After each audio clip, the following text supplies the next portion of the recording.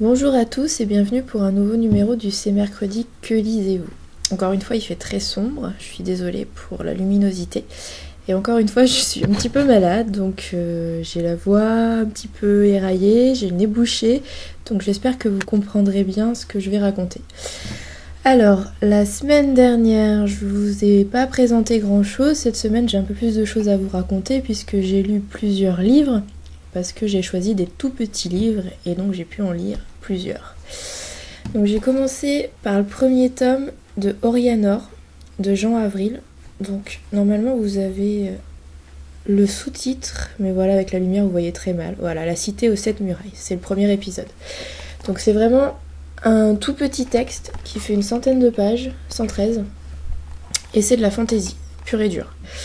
Alors il y en a beaucoup qui ont reproché au texte sa brièveté. Évidemment, en 113 pages, on a très peu le temps de s'attacher aux personnages et de découvrir l'univers. Surtout que dans le monde de la fantasy, les univers mis en place sont vraiment construits de A à Z. Donc c'est le principe même de la fantasy, on est dans un univers qu'on ne connaît pas. Donc c'est pas toujours évident d'entrer bien dans un univers fantasy en si peu de pages, mais je trouve que l'auteur se débrouille bien. Alors ok, je me suis pas vraiment attachée aux personnages qui sont au nombre de, on va dire, 6 ou 7 principaux, séparés en petits groupes, chaque petit groupe va de son côté. Donc oui, j'ai pas vraiment réussi à m'attacher à eux pour le moment, parce qu'on les voit très rapidement, mais pour autant c'est pas mal, c'est bien écrit, je vous l'avais déjà dit la dernière fois, j'avais juste commencé à le lire, et c'est ce qui m'a le plus plu. Et vraiment en si peu de pages, je trouve que c'est plutôt bien amené, c'est pas mal. Alors qu'est-ce qui se passe dans cet univers fantasy, dans Orianor? Donc on suit... alors je me souviens plus du tout des noms, c'est horrible. On suit donc plusieurs petits groupes. Il y en a... Le premier groupe, c'est un homme adulte avec un enfant, et cet enfant, on comprend que c'est le fils d'un roi et d'une reine. Et cette reine a été tuée par les grands méchants. Et le roi, lui, a été kidnappé et enlevé avec le reste de son peuple et envoyé dans le pays, voilà, des grands méchants qui vivent dans une montagne qui est sculptée par les esclaves. Et donc le défunt roi va devenir esclave de cette montagne, de ces grands méchants.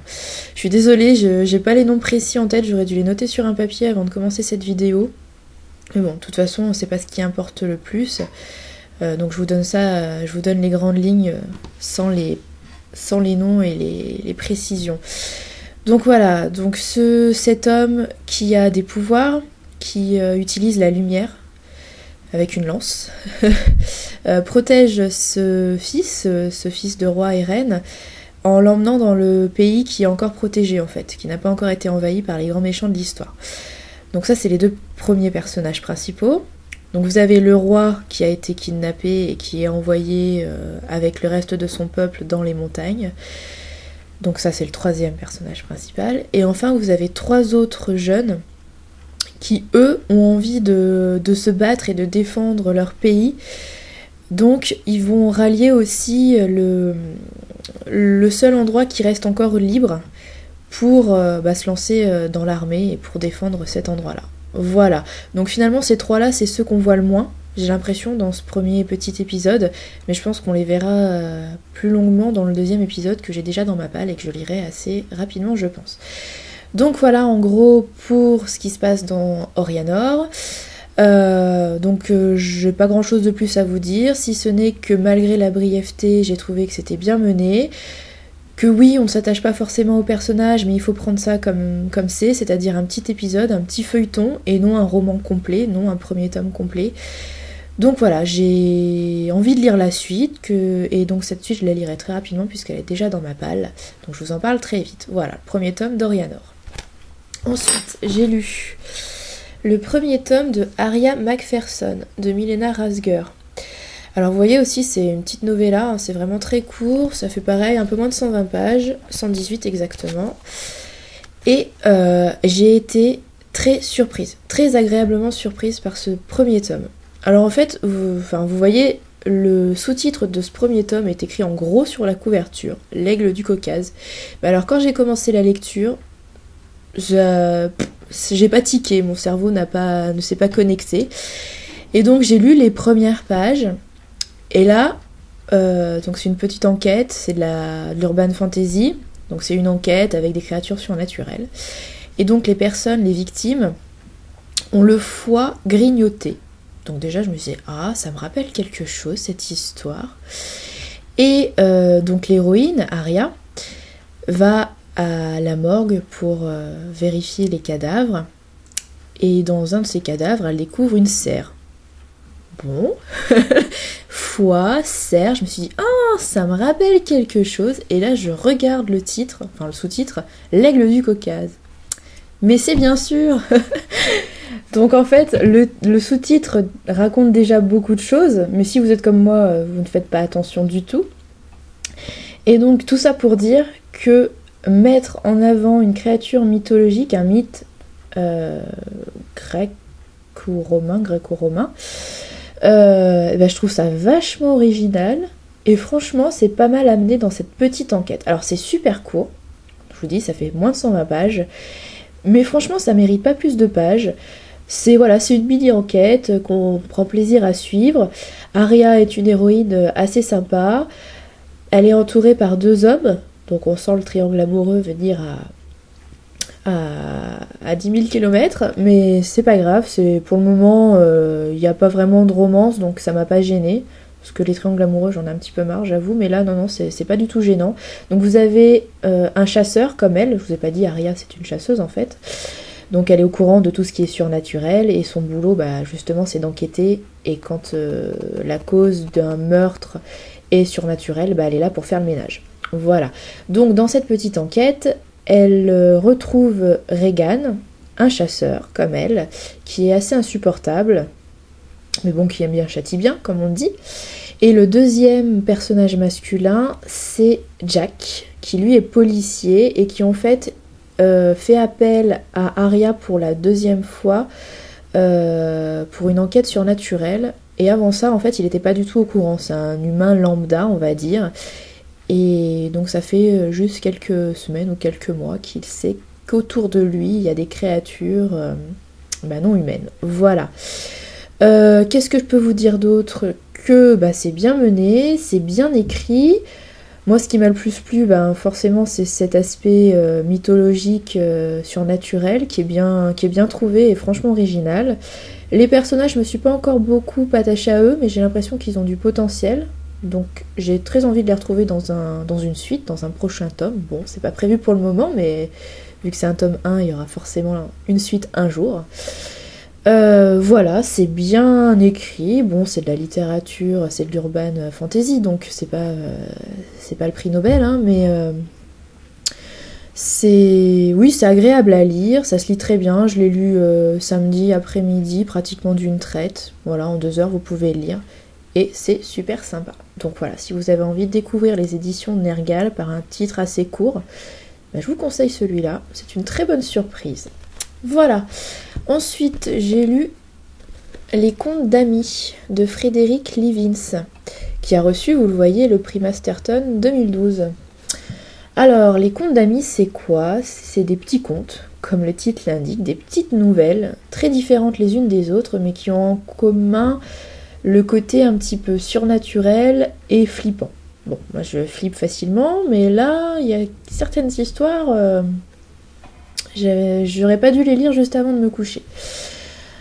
Pour vous poser l'intrigue, en fait c'est un couple qui, au début, c'est dans l'introduction, visite une ancienne bâtisse avec le promoteur immobilier, l'agent immobilier.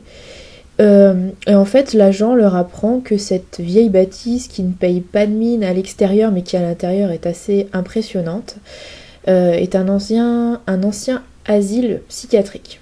Donc déjà, moi j'aurais pas trop envie d'acheter, mais bon. Et pendant la visite, la jeune femme du couple reste au rez-de-chaussée et visite une pièce qui était destinée au dossier des anciens patients en fait. Ça n'a pas été déménagé, c'est toujours là. Donc elle fouille un petit peu dans les dossiers pendant que l'agent immobilier et son mari vont faire un tour à l'étage pour visiter le reste. Et dans ces dossiers, elle trouve un petit cahier. Et en fait, le cahier, c'est le cahier qui a appartenu à Amy, une ancienne patiente de cet asile psychiatrique. Donc, avant de lire le cahier, en fait, elle découvre le dossier de cette patiente qui, comme le montre la couverture, était très jeune. Je me souviens plus de son âge, mais c'est une enfant en fait, mais qui a une apparence de vieille femme. Vous savez, c'est une maladie, je me souviens plus ce que c'est le syndrome, mais des enfants qui vieillissent trop vite en fait. Voilà. Et en fait, cette petite Amy faisait peur à tout le monde dans l'asile psychiatrique, puisqu'elle était toujours très silencieuse à l'écart. Et en fait, elle observait les patients, les regardait, et écrivait des choses sur son petit carnet. En fait, on se rend compte que quand elle écrivait quelque chose dans son petit carnet, le patient qui était concerné par cette petite histoire en faisait des cauchemars la nuit. Voilà. Et donc, tout ça pour dire que ce recueil que j'ai entre les mains, ces contes d'Amy, et ben c'est ce petit carnet justement, toutes ces petites histoires que la petite fille a écrit quand elle était dans cet asile psychiatrique. Voilà, donc il y a des petites nouvelles bien flippantes, il y en a certaines que j'ai préférées à d'autres, il y en a des plus longues que d'autres. Dans l'ensemble, c'est assez bon. Je crois qu'il y en a qu'une ou deux que j'ai trouvé pas vraiment pertinentes. Bon, je vous préciserai ça quand je ferai la chronique écrite. Mais dans l'ensemble, ce que je retiens vraiment de ce conte, c'est aussi ce que j'avais retenu dans le précédent livre de Frédéric Livins que j'ai lu, Le Souffle des Ténèbres, c'est l'ambiance. Je trouve que l'auteur a vraiment un don pour créer des ambiances flippantes. Moi, je marche super bien, hein. Mais vous savez, par exemple, vous êtes à l'extérieur, vous êtes en train d'étendre le linge ou je sais pas quoi, et puis vous levez le visage à la fenêtre de votre maison, et là vous voyez une ombre passer par la fenêtre. Moi, c'est le genre de truc, ça me fait flipper. Voilà, et en fait, je trouve que l'auteur raconte ça très bien, je m'y suis crue. Niveau son, image, enfin, vraiment, je me suis imaginé les choses, donc ça a super bien marché. Alors, il y a des thèmes que j'ai préférés dans certaines nouvelles, mais c'est normal. Je vous en dis plus dans ma chronique écrite, mais dans l'ensemble, je vous conseille, c'est plutôt pas mal. Il y a juste un petit truc qui m'a un peu gênée parfois, c'est dans la concordance des temps. Alors, je sais pas si ça vient de moi, peut-être que je fais une erreur. Je retrouverai aussi pour la chronique écrite pour vous montrer un exemple, et vous me direz si c'est moi qui affabule, qui ne connaît plus mes cours de français, mais il y a certaines phrases qui m'ont semblé un peu bancales dans la concordance des temps. Donc je vous mettrai ça plus en détail dans la chronique écrite et vous me donnerez votre avis. Mais sinon, j'ai trouvé ça bien écrit, je le redis, j'étais dans l'ambiance, ça marche très très bien. Donc je le conseille si vous avez envie de vous faire un petit peu peur. Voilà. J'ai commencé, et j'aurais dû le terminer aujourd'hui parce que c'est pour une lecture commune, mais je suis très en retard, hein, puisque sur les 600 pages, je n'en suis qu'à la page 134. Donc je serai en retard pour la lecture commune, c'est pas grave comme d'habitude. C'est le deuxième tome des Femmes de l'autre monde de Kayleigh Armstrong. Alors j'ai lu le premier tome il y a vraiment très très très longtemps, il y a plusieurs années. Je n'ai aucun souvenir, mais vraiment rien que dalle. Le seul souvenir que j'ai, c'est que j'avais bien aimé, mais que ça n'avait pas été une super révélation. J'avais trouvé ça assez mature dans le style, dans l'écriture, parce que c'est de la bitlit. Et la bitlit, ce que je reproche souvent aux auteurs, c'est d'écrire vraiment de façon oralisante. Les héroïnes sont souvent très vulgaires. Et moi, quand il y a 90% de dialogue dans une histoire et 10% de description, et quand les dialogues en plus sont vulgaires, ça me plaît pas. Et c'est ce que je reproche souvent aux héroïnes bitlit. Anita Blake par exemple, je ne supporte pas Anita Blake. Mais le premier tome, je me souviens que ça avait été une bonne surprise de ce point de vue-là, puisque l'héroïne m'avait plu, m'avait semblé mature, déjà elle a 32 ans, et son histoire était intéressante. Voilà, c'est tout ce que je me souviens du premier tome. Donc ça m'avait plu, mais pas non plus transcendé. Donc là, je reprends ce deuxième tome, en ayant ce sentiment-là, mais en ayant par contre aucun souvenir de l'histoire du premier tome. Voilà. Donc j'ai commencé, et en fait ce que je trouve bien déjà dans ce deuxième tome, c'est que même si on ne se souvient pas du tome précédent, eh ben on est assez vite remis dans le bain parce que l'auteur fait des rappels, mais pas quelque chose de lourd. C'est pas en introduction, non, c'est amené assez subtilement dans les premiers chapitres. Donc ce qui fait que même si je me souviens de rien, ben, ça passe tout seul et je me suis réattachée au personnage, je sais à nouveau qui est qui, quelles sont les relations qu'ils entretiennent entre eux. Donc de ce point de vue-là, c'est bien amené, c'est intelligemment fait, donc ça me plaît bien. Je suis contente de retrouver le style, enfin la traduction forcément puisque je lis en français, de Kayleigh Armstrong, puisque je trouve que justement c'est pas mal écrit. Il y a des descriptions qui sont ni trop longues ni trop courtes, bien amenées. Je suis transportée assez facilement dans cette aventure, donc ça va. Les dialogues sont pas trop lourds, sont pas trop vulgaires. L'héroïne me plaît, même si je suis pas super attachée à elle pour le moment. Peut-être à la fin de ce tome-là, je vous dirai ça la semaine prochaine. Pour le moment, ça commence bien. Niveau intrigue, alors je vous raconte ça rapidement. Vous avez Elena, donc la seule louve-garou, oui je crois qu'on peut dire ça, qui existe, qui est journaliste et mène un petit peu des enquêtes pour sa meute. Donc sa meute, en fait, quand je dis ça, on a l'impression que c'est une meute de 40 loups, de loups-garous, mais en fait pas du tout, ils sont que 5 dans cette meute en comptant Elena. Donc il y a Jérémy qui est le chef, l'alpha, Clayton qui est le compagnon ennemi de Elena, hein, c'est assez électrique entre eux, et 2 autres loups-garous, 2 autres hommes qu'on n'a pas encore vus dans ce deuxième tome, mais qui sont cités. Et je me souviens que je les avais rencontrés dans le premier tome, mais par contre, à part ça, je sais plus comment ils sont, ni à quoi ils servent, à part qu'ils sont dans la meute et qu'ils font du nombre. Voilà. Donc en fait, Elena, elle surveille sur internet, dans les journaux, tout ça, s'il n'y a pas des histoires de loups-garous, s'il n'y a pas des cabots, comme ils les appellent, c'est-à-dire des loups-garous solitaires qui font des siennes et qui tuent des humains. Et donc si des loups-garous tuent des humains, ça pourrait avertir le public et mettre en danger tous les autres loups-garous et donc la meute. Donc le travail d'Elena, c'est de repérer s'il y a des enquêtes un petit peu qui sortent de l'ordinaire pour pouvoir remettre un petit peu d'ordre, pour faire le ménage. Voilà. Donc le début de ce deuxième tome, en fait, elle a trouvé une annonce sur internet ou dans un journal, je sais plus. Ça commence bien. Enfin bon, c'est pas très important. Qui annonce que certaines personnes auraient de renseignements sur une ancienne enquête policière qui mettrait en avant des loups-garous. Voilà, en gros, c'est ça. Donc Elena, elle se pointe pour avoir les renseignements et puis pour faire le ménage s'il y a besoin.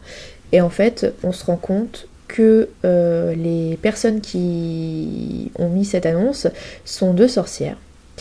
Et en fait, Elena et le lecteur, en même temps, se rendent compte que les loups-garous ne sont pas les seules créatures existantes, mais qu'il y a aussi des sorcières, des vampires, des chamans, des démons ou des semi-démons. Voilà. Et donc, toutes ces créatures sont en danger, puisqu'il y a un organisme, donc pour le moment j'en sais pas beaucoup, puisque j'en suis à 130 pages sur 600, donc j'en suis juste au début.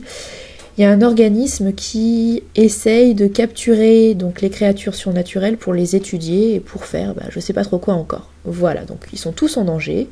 Donc Elena et la meute de loups-garous sont obligés de s'associer avec les autres créatures, et bon c'est un peu tendu parce qu'ils s'aiment pas trop, pour se protéger et démanteler cet organisme qui leur veut du mal. Voilà en gros l'intrigue, et voilà où j'en suis. Donc c'est sympa, ça commence bien, ça m'intrigue justement, j'ai envie de savoir ce que c'est que cet organisme, pourquoi ils capturent des créatures surnaturelles, qu'est-ce qu'ils veulent en faire, enfin bref. Je suis assez curieuse de lire la suite. Par contre il y a un truc que je trouve super bizarre, et Elena le dit elle-même, c'est qu'elle est quand même une louve-garou, mais quand elle a devant elle des phénomènes surnaturels ou des sorts jetés par les sorcières, ou même un vampire qui se perce la main et qui se régénère tout de suite, elle n'y croit pas. Alors je trouve ça un peu gros quand même, qu'un loup-garou ne croit pas à l'existence d'autres créatures surnaturelles.